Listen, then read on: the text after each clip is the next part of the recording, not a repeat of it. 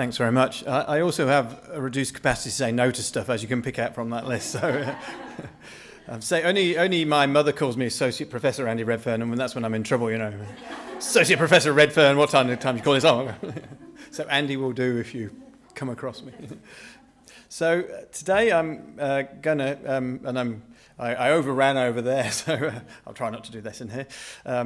But I do a lot of stuff in breast cancer, and you know we're working in a lot of areas, and so we get a bit carried away in many of those.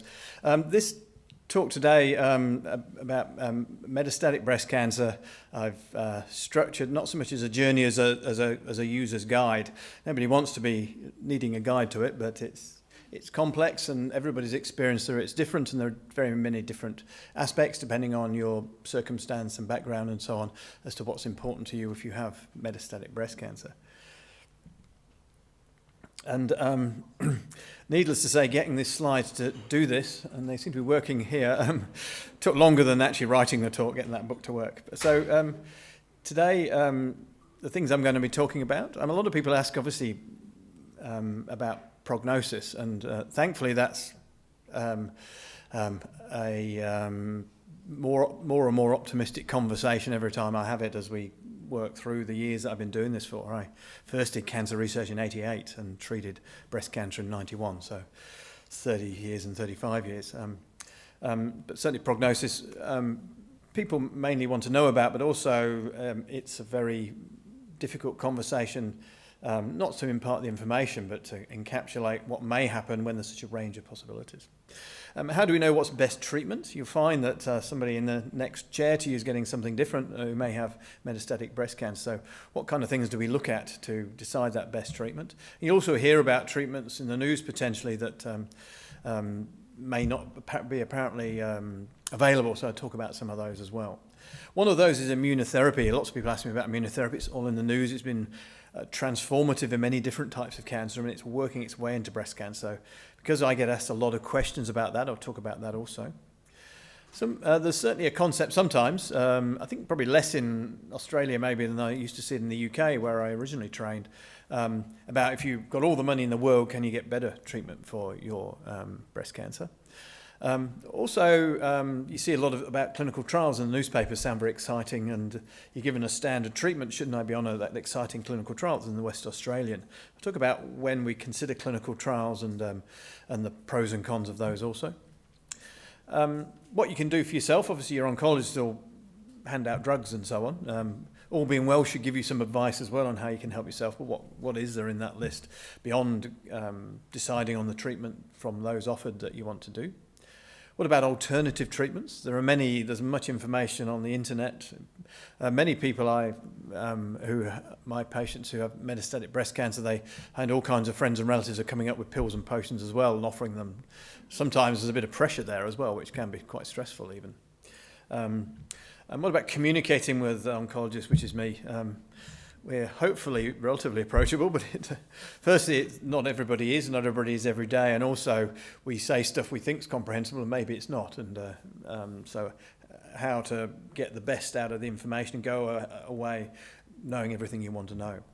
And then, like thinking about when it's okay to stop treatment. One of the reasons this is a user's guide is because when you have metastatic breast cancer, we do now thankfully have a smallish but increasing number of ladies of now 10 years plus out, and so they're almost can put the guide away, but it is something you live with, and we control it for sometimes long periods of time, but it's still there. And so you continue on treatment, it can be relentless and grueling, and so when is it okay to stop treatment? Possibly at the end when we're coming to the end of treatments, but also in between. Is it okay to have breaks? So firstly, prognosis. Now we certainly don't force this on people. We sound out the water. Not everybody wants to know that. There is actually there's a website on the internet where you can actually, not anybody with any disease, but anybody can put in their risk factors in life and it will print you out a gravestone. I did mine, and I'm apparently going to die when I'm 83 and a half, which isn't too bad.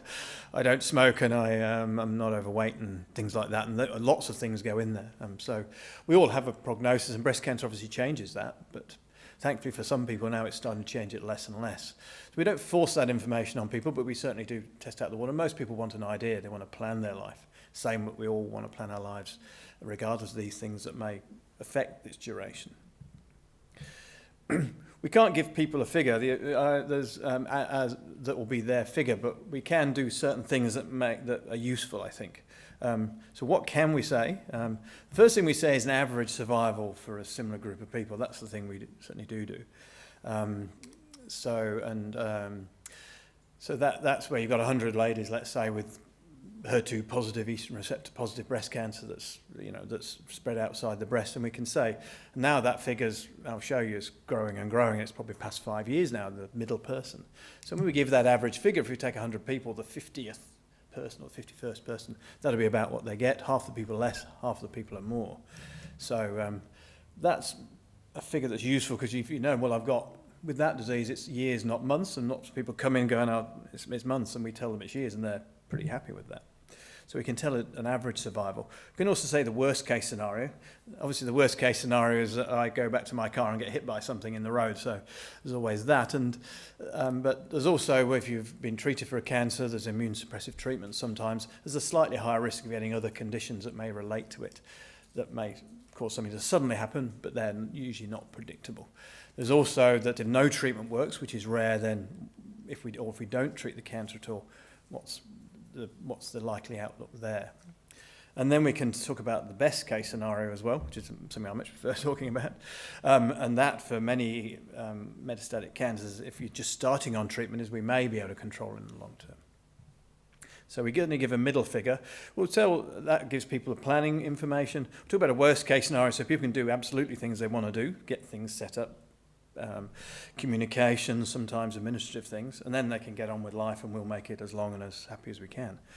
And then the best case scenario also allows that hope for the future, and also some long-term planning for maybe more further down the bucket list items too. We can also then look at the estimate of achieving certain things. If you're young and you have children in school, risk of, the chance of you seeing your children graduate or your grandchildren born, those kind of things. We can kind of estimate those things, and some people, that's a goal. One thing about having metastatic breast cancer does do, or any disease that may shorten your lifespan, is it removes your original goals. Your goal might have been to retire and see your great-grandchildren, now it's shorter, and you've got to find some new goals. And I think, therefore, people develop these new goals, and we can work out a set of realistic goals. And we're all goal-driven, and that helps people going forward. Sometimes people achieve all those goals, they're still going, well, we find a new set, and that's great. I have a lady who, she developed metastatic ER-positive breast cancer. It's affecting the meninges. It's a relatively rare thing, covering of the brain. She's pretty unwell, and her son had a fiancé. They'd been dating for about 4 years, and so they got married within a month of her being diagnosed. And she recently attended their 10th year wedding anniversary. So we do have people who, and that was her new goal, and she's actually doing very well. And we don't use the C word, the cure word as such, but she may be at 10 years with no return of the cancer. It's looking pretty good. How about, was that shotgun wedding good? Well, actually, they're pretty happy at 10 years. So, in fact, I think it forced the bloke's hand into doing what he could do. So we certainly reapportion those goals in the longer direction as well, which is great. And we can say more as time goes by as well. So as we see how well the cancer behaves, or how badly, how well treatments respond, that gives us a clue as to how it may behave as we go on. And that comes to sort of when you've first been diagnosed, it's like taking a photo of a running guy. You might have a picture of somebody running past your house. You have no idea how fast they're going. It could be me and I'm shambling along in a jog, or it could be Raylene Boyle outside who's going at a much tighter pace. And over a little bit of time, with some more scans and some more examinations, maybe that the cancer's moving slowly, and that will tend to be it for its lifespan, or it may be it's a quicker one that we need to do different things for. So over time, we get more of a sense of how things are going. We may realign things. In terms of what it depends on then in metastatic breast cancer, we don't tell, not everybody's quite the same information. How long it took the cancer to come back. If the cancer, it's obviously devastating if you've been 20 years free of cancer and it comes back. The upside to that is it's come back, it's always bad, but actually if it's been dormant for that long, often it's a slower growing condition. If it comes back almost as soon as you've had your surgery, then it's a quicker growing condition. We might be more aggressive with treatment also. how much cancer is present and where. Now, that's not such an important thing, actually. People worry very much about when they're, and it's understandable. You have a scan, and people say, there may be a small nodule in the lung. It's maybe the bones are affected. Small nodule in the lung. People are going, oh, isn't it very important to know if that nodule's cancer or not? Firstly, if it's very small, it's probably not possible to tell. It doesn't actually make a big difference. What actually makes a difference is how responsive the cancer is to treatment. If it's a small thing that's not endangering the person, it doesn't greatly affect things if there's 2 spots or 1 spot and 2 areas or 1. So certain sites make a bit more of a difference, but generally it's not something to be too concerned about. It's very much how things shrink rather than where they are at the start. How well initial treatment works. If things melt away with that first treatment, then that's obviously good news. If things stabilise, with the estrogen-driven cancers, that's not so bad. Sometimes the hormone cancer we control and they shrink a bit and then stay there and they don't do much for a long time. With the more aggressive triple-negative cancers, if there's less shrinkage, then we'll be more pessimistic. If it shrinks and melts away really well, we'll be much more optimistic. Depends how many suitable treatments there are as well, and that, as you'll know, for a lot of people expands during their course of treatment. To give you another story, I had a lady devastatingly diagnosed the day her son started primary school with HER2-positive metastatic breast cancer to the liver. Never had breast cancer before. She had the first-line treatment, which was 2 antibodies, which I'll talk about a bit later on in that space, and some chemo, and everything disappeared, and then she had a small spot return in the brain, and she had that removed and some radiotherapy. And she got a treatment then that's an antibody and a chemo combined that didn't exist when she first had breast cancer. She had that for 5 years, and she was getting tired on it, no sign of cancer return, and then about 2 months ago she had a scan, showed she was cancer-free, now off that any treatment for 3 years, and it was the day her son started his final year of school, so 13 years on. So she has actually possibly been cured by treatment, didn't even exist when she first had breast cancer. And that list is growing, and a lot of people now, we're treating them with things. We're actually finding treatments almost quicker than some people need them. That's not always the case, though. Sometimes the cancer moves quicker and we're rushing things through and putting people on trials. And that's, new treatments appearing as well is something that increasingly we're able to avoid. Avoiding lightning bolts is about that.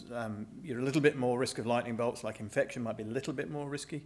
Cancers can affect other organs and cause a side effect. They can affect the liver possibly. If the liver's involved, they can leave scarring in the liver, and that makes people a little bit more delicate. So that can happen along the way, and we do what we can to look at those risks and remove them. So. And general health motivation and support is important in this area. Certainly general health, talk about what you can do for yourself. There's not been much research in metastatic breast cancer. There's been lots in early breast cancer. If you have lots of good vegetable intake, good exercise levels, you're not majorly overweight, particularly in postmenopausal ladies, they will make a difference. We don't know metastatic cancer, but we do recommend those things because they probably help, being as they do in a different stage of the same illness. And also motivation, that can help you get through treatments, and also people say, does having a positive attitude help? Well, if you've got a negative attitude, you feel pretty miserable anyway. We don't know the answer to that. We suspect it probably does, and it certainly gives you a better quality of life. So, when we look at the therapy and the specifics, people are often on almost continuous therapy for a long time, and some of the very basic kind of tenets of metastatic breast cancer, we find that single drugs are often better, particularly in the chemotherapy space, than combinations. We use a lot of combinations early on, and that's one of the reasons why treating early breast cancer and trying to prevent cancer return with chemotherapy is often tougher treatment than what you get when you have more advanced breast cancer. A lot of people may have had early chemo and are concerned that was really tough treatment. Firstly, we are prioritising quality of life first and then looking at quantity, and also we find that giving a single chemotherapy is just as good as combinations anyway in this later stage. More chemotherapies are tablets in this space as well. A lot of the newer chemotherapies are now tablets. Because you take them, if they're working almost forever, then it's good that they're easy to take. They don't involve having to have things put in your veins. You don't have to attend hospital even. We learnt in COVID we did a lot more phone calls, and a lot of people are on tablets at home, and we just do phone calls if they're well. We now talk about this a bit in the HER2 positive cancer bit I'll talk about. More chemotherapies now can be targeted. We're not just giving sort of naked chemotherapy where we're just putting it into the veins and it goes everywhere. We're attaching them to targeted molecules like antibodies. So we've got an antibody like Herceptin that goes to HER2 positive cancer cells only. It doesn't go to normal cells. We're actually tagging a chemotherapy on that and it's going to the cancer cell only. So we can give lower doses of chemo and it only goes to the cancer cells, and we're seeing some great results there. I would predict that chemotherapy without targeting may disappear in the next 10 years to 15 years. I've not heard anybody else actually say that, but looking at the results we're getting, I think that's probably the case. We also don't, because it's a case of, we find that the duration that people get with metastatic breast cancer is sort of a sum of how long we manage to control it with each treatment. It's not always the case if there's been a slight increase in the cancer, we need to jump onto a new treatment. I've learnt, I think, over my 30 years of doing it, that actually if you've controlled things 95% and they've got a small area that might be growing very slowly. I've had people where we've gone from a 1 to a 2 centimetre lymph node over 2 years, and if I'd changed the treatment 2 years ago, that 2 years of control wouldn't have happened. So I've learnt to be philosophical if there's only slight increases, and that comes the more the art than the science. When is it time to change treatment is guided by the doctor, but also by the patient. Also, if there's slow growth but the person's having a lot of side effects, well, it's probably time to change in any case. If there are no side effects, I'll be much more philosophical about carrying on. And as I say, the total sum tends to be the control on each treatment, so we do tend to try and optimise each treatment and keep people well through each treatment. On those lightning bolts, this is just a lighter side in terms of things that carry you off. But certainly as in people that have longer term control of breast cancer and so on, we're starting to see that just the general risks that we all have to look out for start to become more of a factor. And so we sometimes in my metastatic breast cancer patients, I even reinstitute mammograms looking for early breast cancer, because if they've got good control, I don't want them to get a second breast cancer that's of a different type that it may be even harder to control. So, and I actually had a lady with triple negative breast cancer who'd had chemotherapy, and it was in the lungs and it disappeared, and after 9 years it hadn't come back. And at that stage she had a break from the tablets she was on, and I reinstituted mammograms, and then 3 years later we found a breast cancer on the other side, and we were able to operate on that, and 4 years on that looks to be cured, as it was a triple negative breast cancer. So we start to think about people not as the inevitable end from metastatic breast cancer. We start to reinstitute thinking about other things and other diseases and maybe more risk. And just I couldn't find the risk of PowerPoint, but one of those things that people worry about certain things over others, and when you have had cancer you worry about its return, but sometimes we get the cancer risk down to its low and other things, and this is some of the things in the internet that one has to look out for. Apparently 10,000 people a year suffocate in beds due to their bed sheets in America, and over nearly 1,000 people die in powered lawnmower accidents. That's in America. I don't think that happens in Australia, but the Victimo is a bit less dangerous. We've got sit on things. The texting and walking, I suspect, has risen since I got these figures. And what the two blogging incidents, the knitting incidents you can kind of understand, but blogging I'm not sure. I couldn't find any fatalities due to writing PowerPoint talks. I was very pleased to say. But certainly start thinking about other things in your general health is a lesson, because if we control it for a long time, it may not shorten your survival at all. So what about treatment? This is what hopefully gets people a longer survival and a good quality survival. So how do we know what to choose? And this is you'll realise that not everybody's breast cancer is the same. I think these are Rottweiler pups. And actually, when you look under the microscope, even though we group them into subtypes, even then almost everybody's, I've done a lot of microscopy, not my original training, but in my research, and every breast cancer looks quite different under the microscope. You can't tell looking at just the cells what type it might be. And we're obviously now looking at three main types. We're dividing breast cancer into estrogen-driven or hormone-sensitive, HER2 positive, and then there's the triple-negative breast cancers. And we treat those quite differently. And just to tell you about kind of the latest and greatest in treating those particular cancers, estrogen-controlled cancers, first up. We can give chemotherapy in these situations, but now more and more we just use hormones for as long as possible. And we found that when we give anti-estrogens, we certainly prolong survival quite substantially, just as a simple tablet, just blocking estrogen. However, our concept used to be that, that these cancers, estrogen was the growth road and that we would be able to cure everybody with anti-estrogens.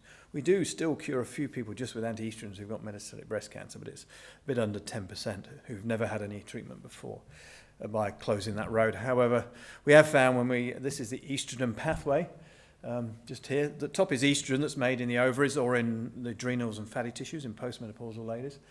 And we can block that by using the aromatase inhibitor drugs, exemestane, anastrozole and letrozole. They stop postmenopausal estrogen being made. We can also use tamoxifen and more modern variants which stop estrogen working.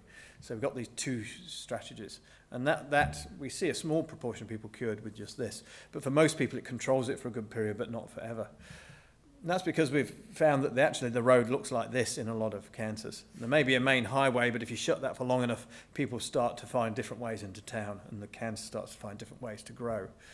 And so we're needing to use, unlike chemotherapy where single drugs are good, we start to combine things to prolong that survival and stop those bypasses.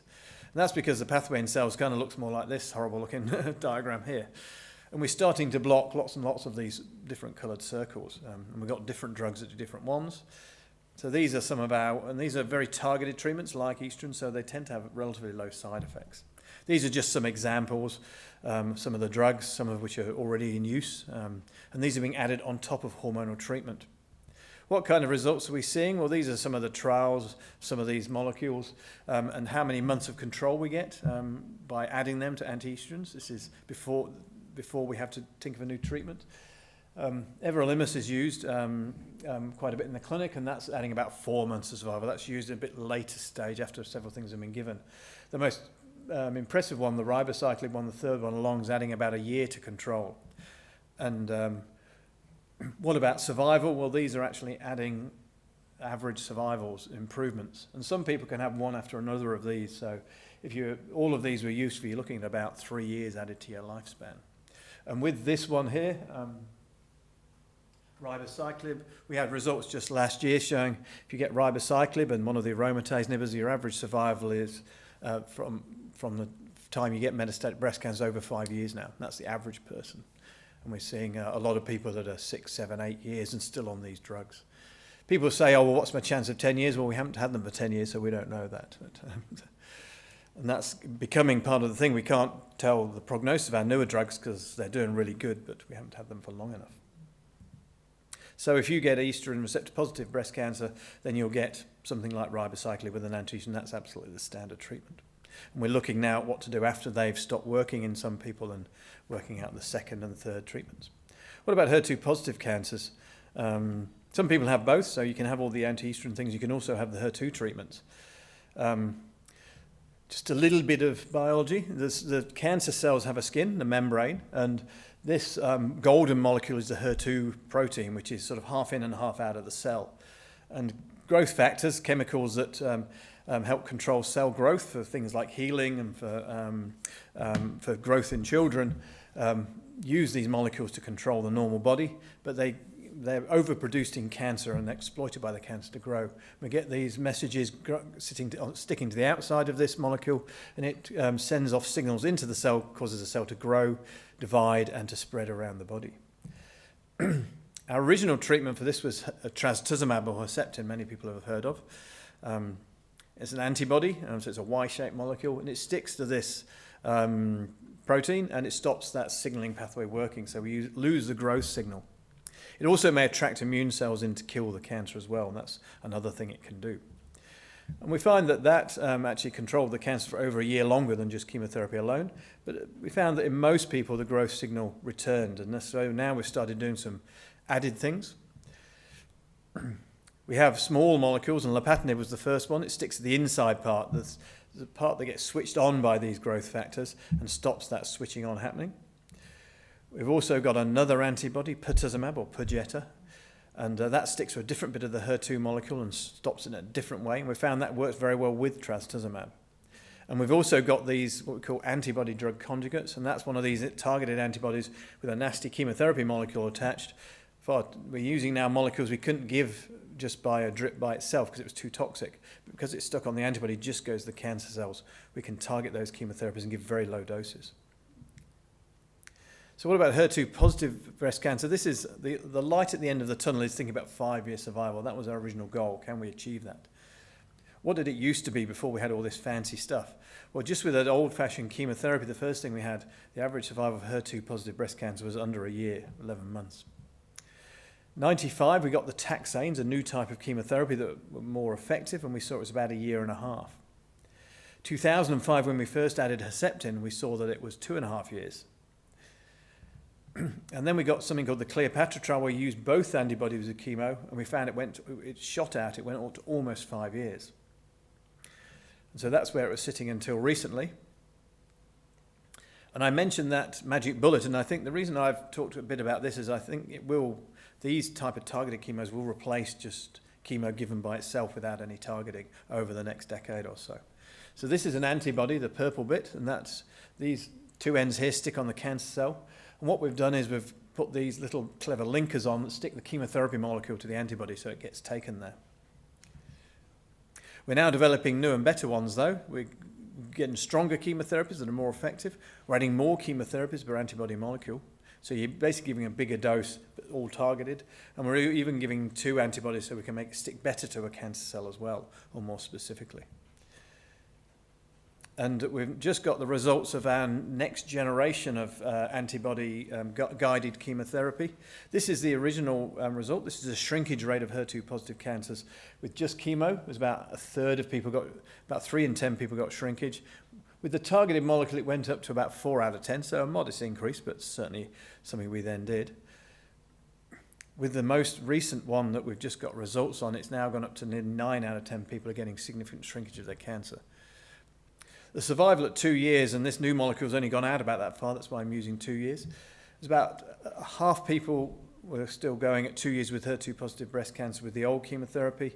With the old magic bullet one, it went up to 2/3 of people, and now it's 80% of people with the new bullet. And when we add, one thing to bear in mind, this is after people have already, these are given after people have already had their first treatment, so this isn't from diagnosis, this is from the second treatment we give, so this is already 2 years into treatment. What's it do to our train? Have we finally cracked it? Well, we don't quite know yet, but I did some math calculations looking how it's going, predict about 6 years survival on average when we start using these magic bullets after the double antibodies. And that's, don't forget, is an average, that's not the best person. In fact, we're seeing something like 40% of people still going at 8 years without any return of the cancer. Finally, triple-negative cancer. Now, triple-negative cancers, they don't have estrogen signaling, they don't have HER2 signaling, so we can't use those as targets to attack these cancers. And triple-negative, though, is it's more a diagnosis of ignorance. They're talking about 3 things that we know to look for that aren't on the cells, but there are many different other things on the cells. We haven't, until recently, been really faced with using just chemotherapy, though, which obviously is a very untargeted treatment for triple-negative breast cancers. This is my older son, fire breathing, as you do. Or if there's anybody from social services here, then I've no idea who this child is and the parents should be ashamed of themselves. Connor, this was his 16th birthday and he's now 22, so he lived to tell the tale. And this illustrates chemotherapy. You're targeting it in general, but there is plenty of friendly fire and plenty of side effects. We've seen, obviously, that those targeted molecules can help with that. But we're also looking at things like estrogen receptor and HER2, but in triple-negative breast cancers.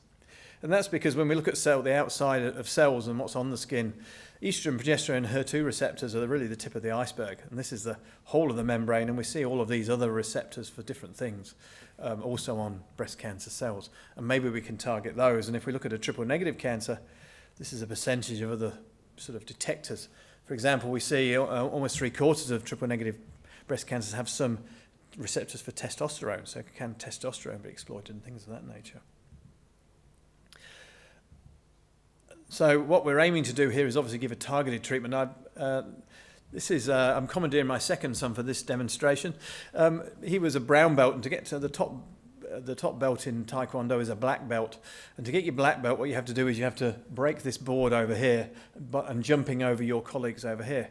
So it's very much targeted, and you do not want friendly cell damage. So we've got our cancer cell here, and it's about the normal cells not taking fire also. And then you can apply as much force as you need to your cancer cell if you're not going anywhere near the friendly cells. So this is Cam, my younger boy, and he's got to jump over these lads and break that board. They're quaking a little bit. You can't quite see that in the photo. When I first saw this is what they had to do, I went, "You what?" I didn't know that was possible. So he's on the run up there. He's in the air. There's the strike. And the next thing is to land without breaking your leg. We have had a couple of lads go to the hospital with injuries on the landing, and he landed this perfectly, and he's now a black belt rather than in hospital. And that's what we're hoping to do. These are obviously unharmed children. That cancer cell is no more. And that's what we're trying to do here.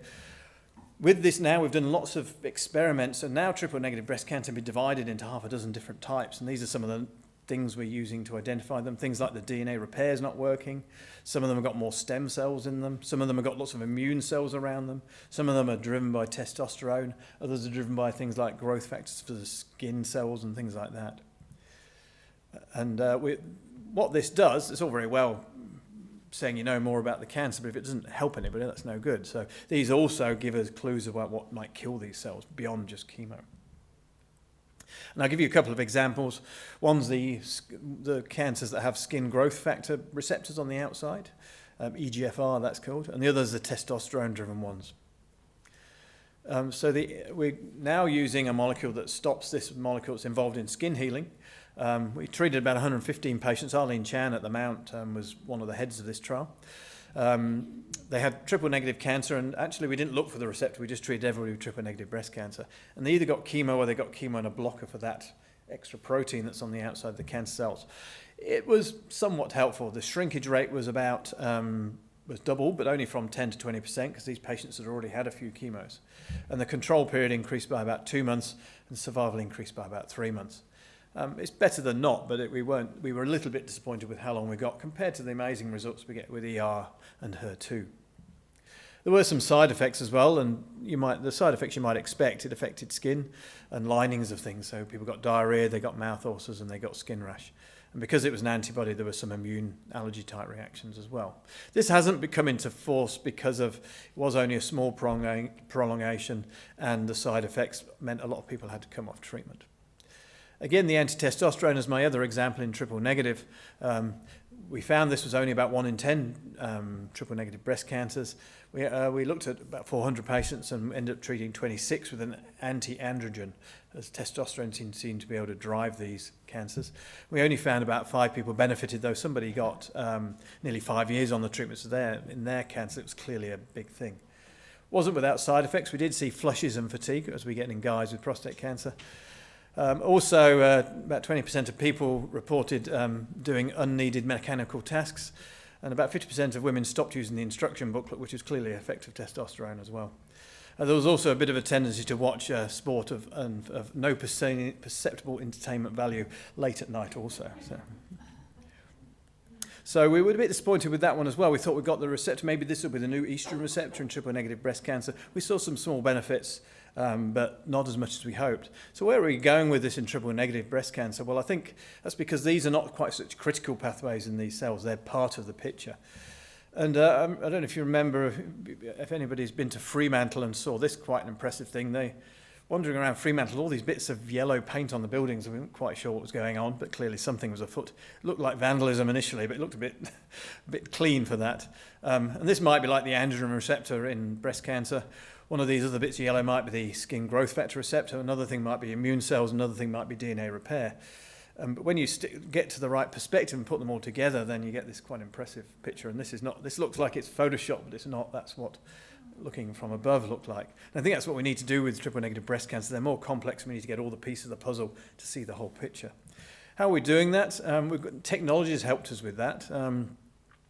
This is one of my experiments. Each line down is a person, and each line down this way is a different gene. So instead of looking at 3 genes, we looked at about 200 in triple-negative breast cancer, and we're trying to dissect which treatments work. We wouldn't have been able to do this 20 years ago. This would have taken about 10 years, and we did this in about 4 weeks, getting all this data.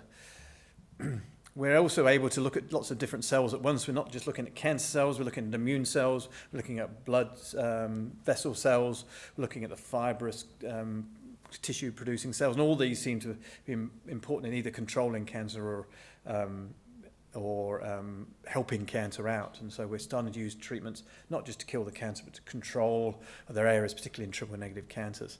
And as mentioned, I'm the Deputy Director of Perkins for Clinical and Translation, so more looking at patients and trials. And this is Al, he's my contemporary. He's the Basic Science Director, but he also works in this big data space. I usually understand the first minute of any 10-minute conversation with him. And this is his pocket calculator. He's using to put all this data together to generate patterns, and we may be able to put somebody's cancer in, do lots of gene tests, and come out with a recipe of complex treatments in due course. So that's the biggest part of this talk, the treatments, because it's quite... how am I doing for time? Okay, that's good. Yeah. I'm on chapter 4 or 9, but I think that's the biggest chapter. The other treatment, I don't know if people have come across immunotherapy, heard of immunotherapy, but it's quite commonly asked about whether it's useful in breast cancer. And it's certainly for many cancers.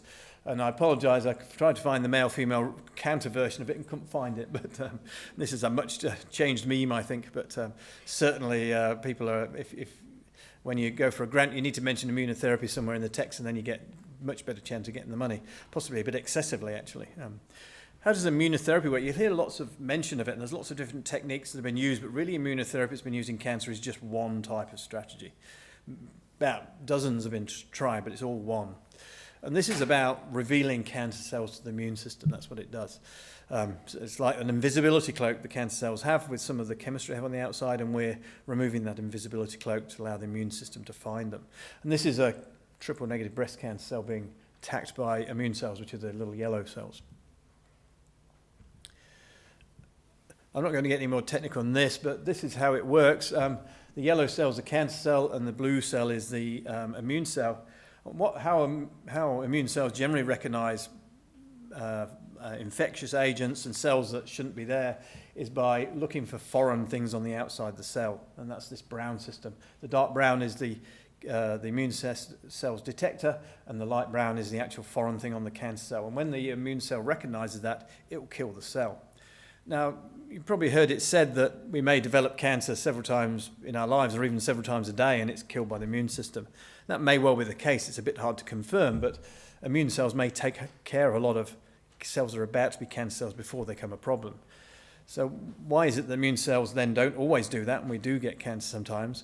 And that's because cancer cells can develop a self-recognition system, this blue system here, where there's a detector on the immune cell and a little blue protein on the cancer cell that says I'm a self cell. And when they pair up, then it overrides that brown system and the cell gets left alone. It said, this is a friendly cell, leave it alone. So how does immunotherapy work? And all immunotherapy really we're giving at the moment basically gums up that blue system. We either give, the yellow one is sticking to the cancer cell detector, the red one sticking to the immune cell detector. It doesn't matter which one you hit.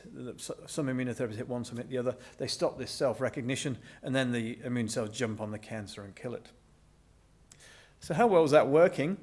Well, you've heard a lot about it because it's working real well in a lot of cancers. It got the Nobel Prize for Medicine about 5 years ago, and you only get a Nobel Prize if you've helped a lot of people. You don't get it for being real clever and it looks really like you've really found something, but it might not have any practical application. And that's because probably now tens of, if not hundreds of thousands of people have been cured from cancer by this discovery. However, it's not all equal, and that's why you don't hear so much of it in breast cancer. Melanoma is the poster child. About 50% of melanomas, just with one of the types of immunotherapy, majorly shrink. And we're seeing cures in probably 30 to 40% of advanced melanoma with this strategy. But unfortunately, that does lessen through kidney and bladder cancer down to triple-negative breast cancer and ER-positive breast cancer. Triple-negative breast cancer is only 6-7%. People get shrinkage. ER-positive cancer, even less. It's only 2 or 3%. That's probably because melanoma's got lots of mutations. The UV lights damage the cells, and that's why they're cancer cells. Bladder cancer and lung cancer are cancer of smokers. They've damaged their DNA with the smoking. These cancer cells are very mutated, very alien looking, and the immunotherapy hits them. Breast cancer cells, most breast cancer patients have led a very blameless existence when it comes down to risk factors, and it's more of a luck of the draw, and there's less mutations. It's just been unlucky, smaller number. So they're not so foreign looking. And there's literally thousands of people around the world trying to harness the immune system to these less changed cancers. We are starting to see that move now. We're finding these cells will say we're looking for that blue detection system. This brown specimen here is a breast cancer where that blue detection system is working strongly. This pale one is where there's no such system, and so the immune system is not failing to kill this cancer because of that system, it's something else. So we take just the people who've got that blue system working, they're PD-1 positive, and we've added one of the immune therapies to chemotherapy in triple-negative breast cancers, and we are starting to see better results. This is pembrolizumab, which is the main drug that's been successful so far, and we're actually seeing a 16 versus 23-month average survival. This is under consideration for funding. So that kind of segues in, because it's under consideration for funding, that you can buy it as an access scheme. So a lot of companies where they think, yes, we're going to get this, the government will be happy to pay for this drug because it's really good, they'll often set up compassionate access schemes and they'll make the drug available.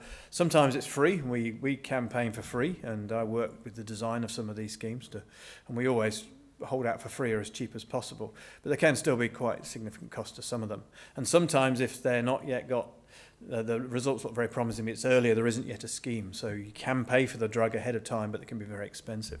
Pembrolizumab, for a year's treatment, $150,000, so not in pretty much anybody's budget.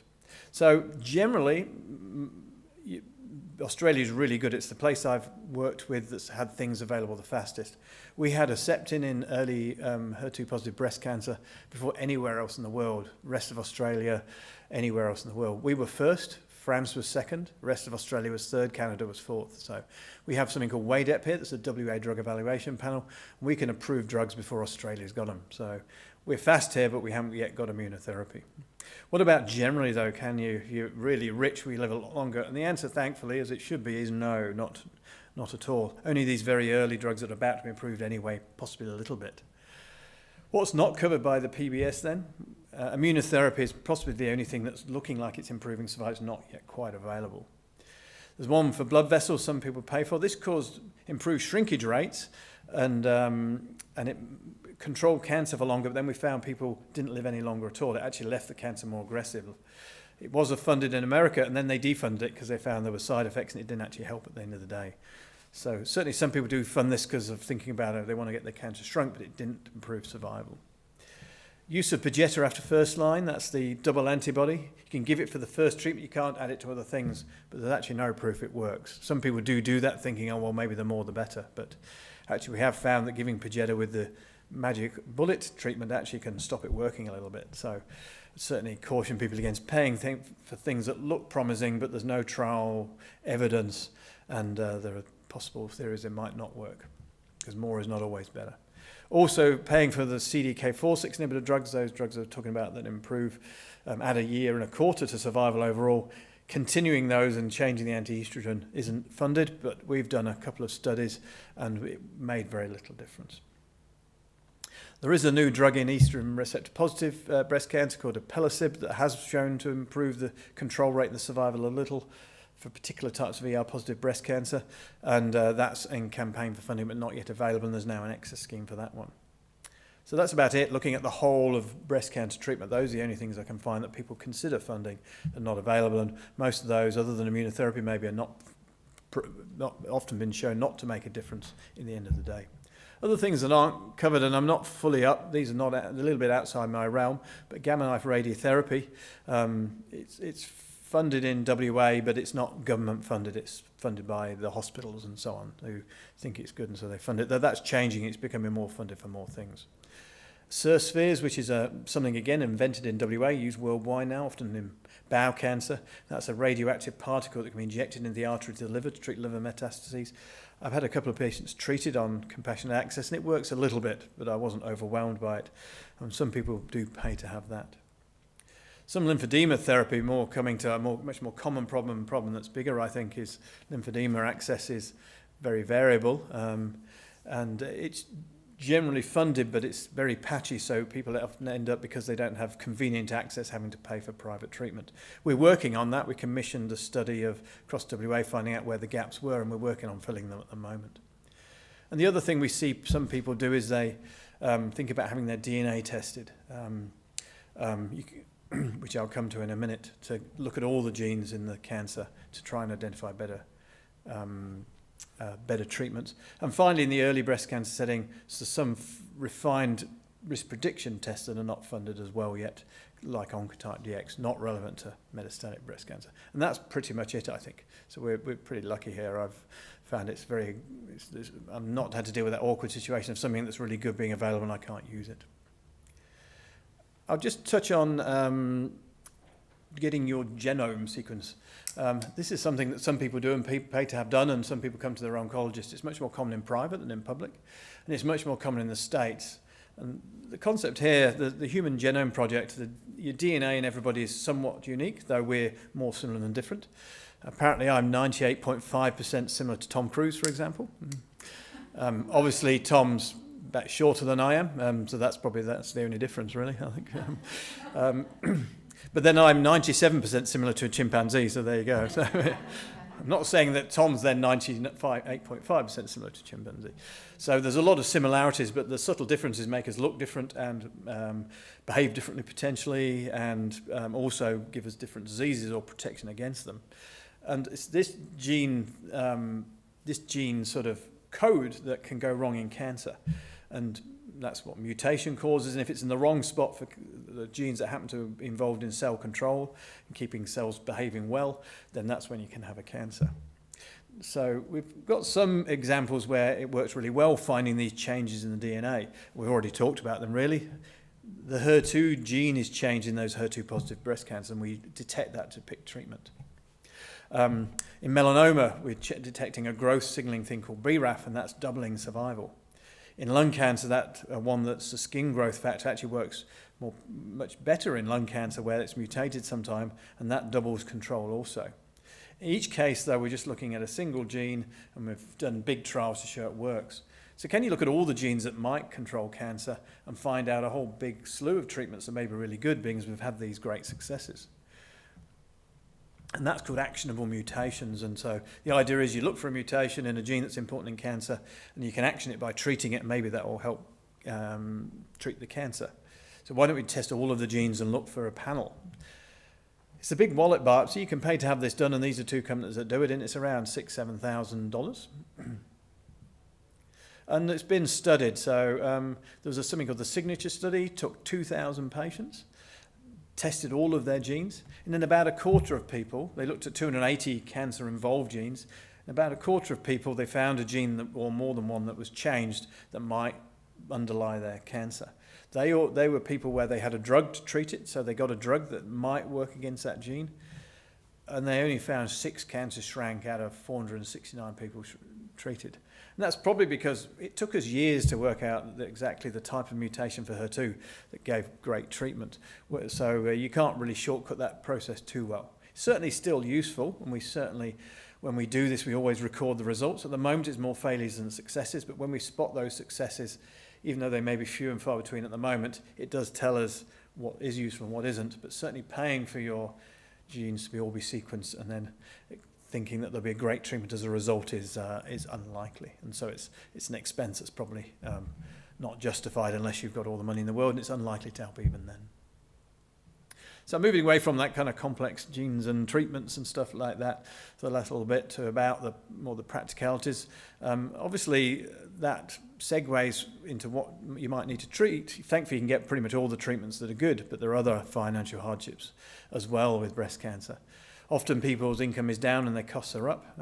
Sometimes there may be gaps, especially if you've been treated in private, or if you're in a place where services are not so thorough and there's gaps you have to fill there. And particularly people that are self-employed, it can be devastating as a complete loss of income sometimes. And a BCNA report a few years ago now showed, and these figures I'm sure have increased now, $3,500 out of pocket, and $7,000 if you didn't have private health insurance. I think this is more, that's an average, and I think that's obviously a lot more if you're treated in private. Always think about checking your insurances. We've had people who've gone into our social worker with their superannuation, other insurance contracts that the social workers request and come out with $250,000. So because things like superannuation can have insurance clauses just for even a curable episode of breast cancer that can pay out a substantial amount. So certainly get somebody who, if you're not up to date with all your policies, and I certainly wouldn't be, then get them checked. Applying for super early is often an option as well, and I think the official line for superannuation is people's expected survival has to be less than 2 years. As oncologists, though, we're very philosophical about that. We're happy to say, well, it could be less than 2 years, so we're always happy to sign. Sure, money as far as we're concerned, and it's best to employ it a little bit earlier rather than a little bit later, possibly. Well, also, that's where, looking at the best case scenario, we don't want people to run out of money as well, so we'll temper with caution sometimes. And as I say, oncology social workers are very good at this area. And also Breast Cancer Care WA and the Cancer Council have some information sheets advising on this and helping to optimise and reduce financial stress. Always free. There's no such thing as a free lunch, but trials can be, and I'll come to trials in a minute. Never free. There's three certainties: death, taxes, and hospital parking. I think it is expensive.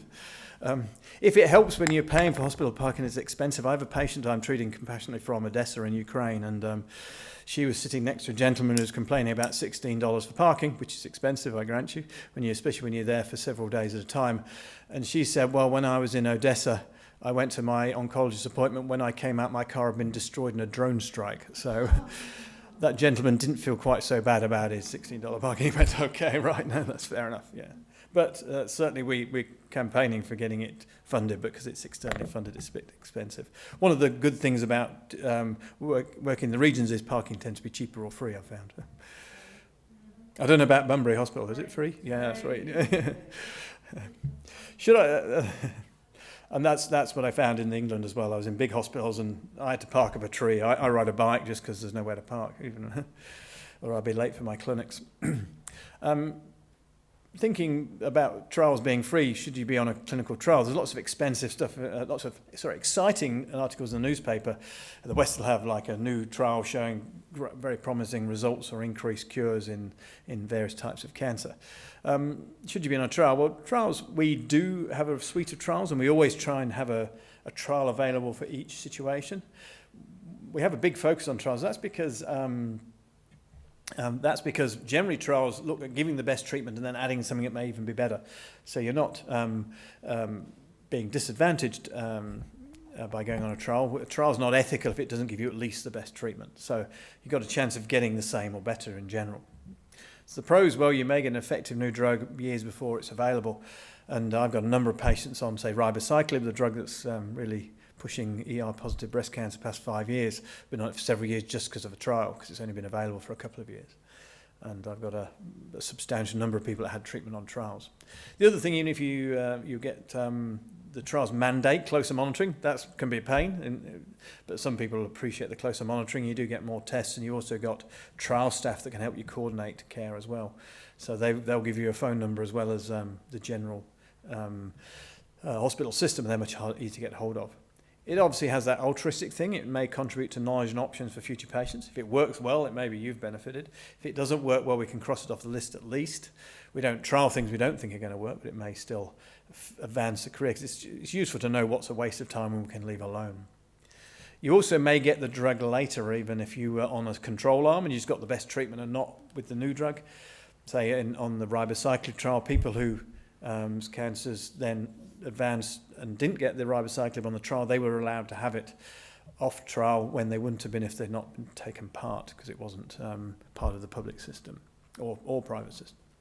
The cons, well, you may get an ineffective drug, and so it might be a waste of time. It does tell us something useful, but it doesn't help you, obviously.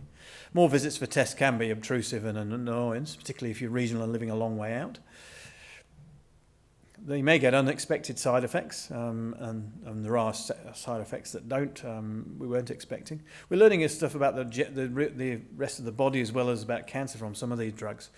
There's some things, a lot of money gets poured into cancer research, but we found out sideline things. We've got a drug in kidney cancer that turns your hair white, and if you stop it, your hair goes back to black, or whatever it started out as. And that's obviously involved in hair colour, and we didn't know about that, and there's not been biological research on that, so that may be exploited in the future.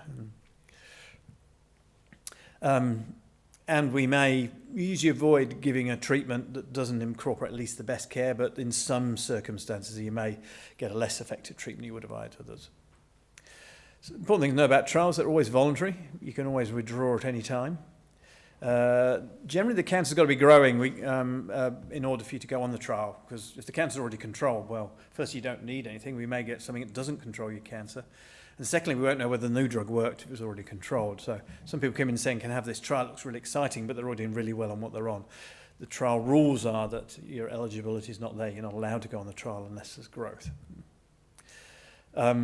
We don't know who gets what treatment. In most trials are randomized, because we might pick fitter people for the double treatment rather than single treatment, and fitter people tend to get better results as well, so we might jeopardize the results, so it's randomized.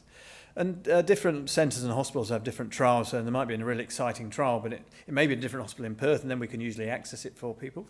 But if it's over east, we do put people in touch with trials that look really good for their circumstances, but none of that is funded and it can be expensive. And they can open and close at short notice, so you're hoping to get somebody on a trial that shuts before you've made it available. Where to go for sites? Well, I'm medical director of Linear. We do first in human trials. That's not usually yet in cancer patients. It's often healthy volunteers with very low doses just to study how the drugs got rid of. And then most of the big centres have later phase trials. There's also a general information sheet with the Cancer Council. And then there's websites online that can tell you about trials as well. Both national and international. Bear in mind, if you look at the international sites, you may find an awful lot that you can't access them. A little bit about, about out of time? Lunch has started. Oh, okay, I've got about 5 minutes left, I think. Something like that. It's up to you. Lunch has been served.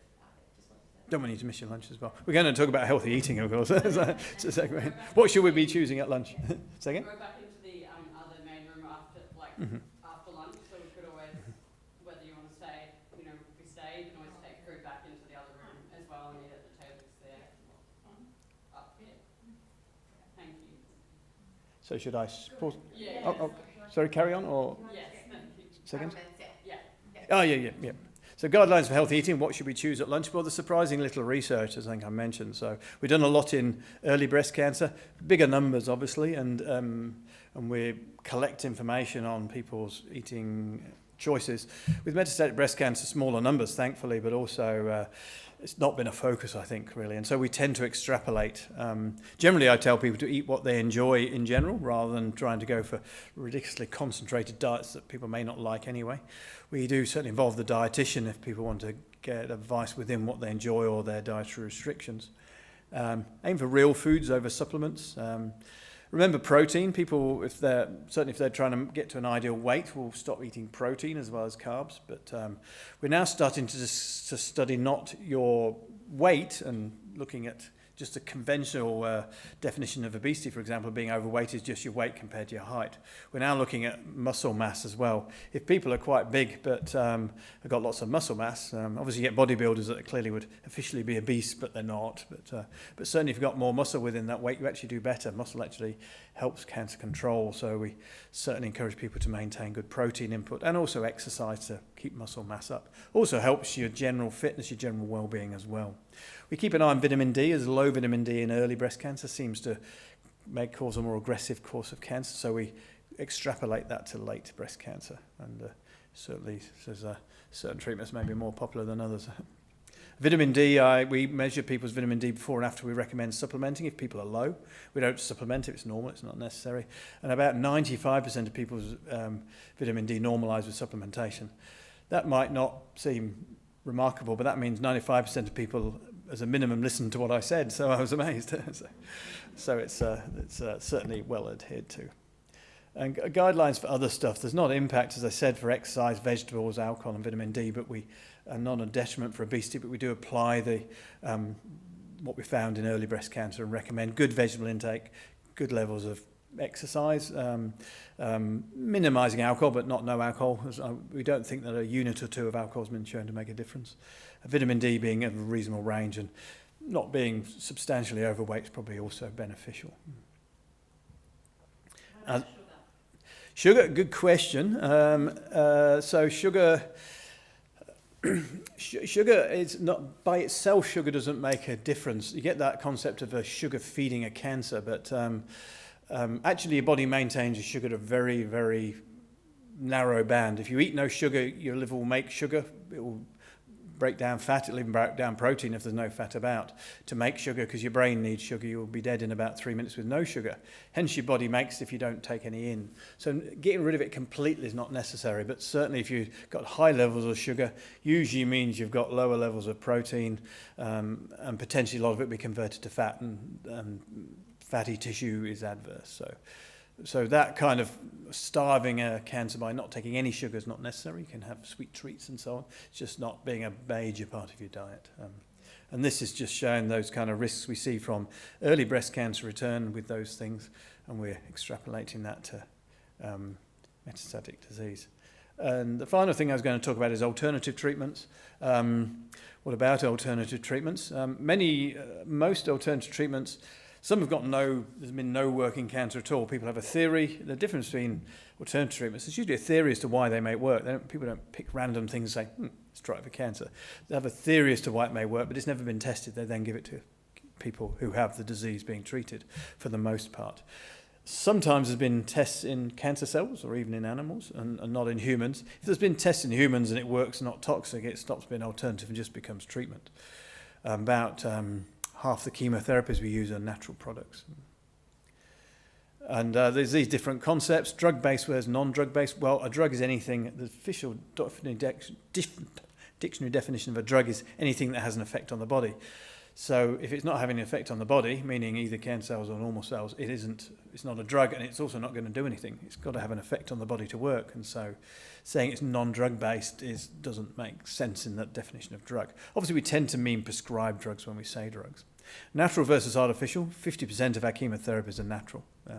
Yew trees, soil cultures, marine sponges, periwinkle flowers, and so on. They also can have their side effects, though. The concept of alternative versus complementary, and alternative you tend to take in place of conventional treatment, whereas complementary goes alongside it. And generally, I try and engage thoroughly with all of the people I treat and keep up with what people want to try. People may ask you to try things or recommend things, and we try and look together at all the information for them and make decisions between us. We won't recommend or endorse things that are toxic and not been shown to work. We'll advise against those, and there's enough to choose from in any case without having to go for those things. But we're certainly happy to support people trying out other things as well. Though we've not got a trial, you need treatment now, then you want to get everything that may help. We appreciate that, so we're happy to combine those. And we know that, in fact, a large number of our patients do, over almost 2/3 of people with metastatic breast cancer do try complementary or alternative medicines along the course, which is just fine. Okay, so I'll leave it there.